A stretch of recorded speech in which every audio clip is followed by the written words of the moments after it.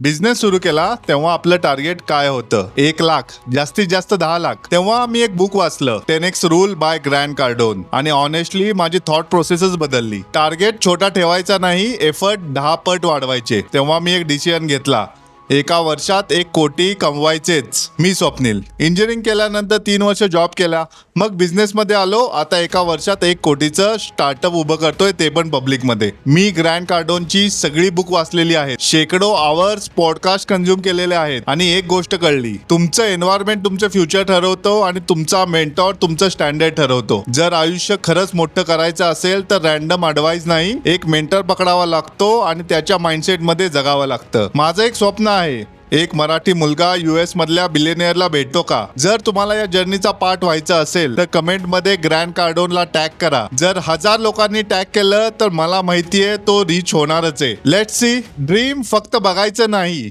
ते collectively manifest करायचं.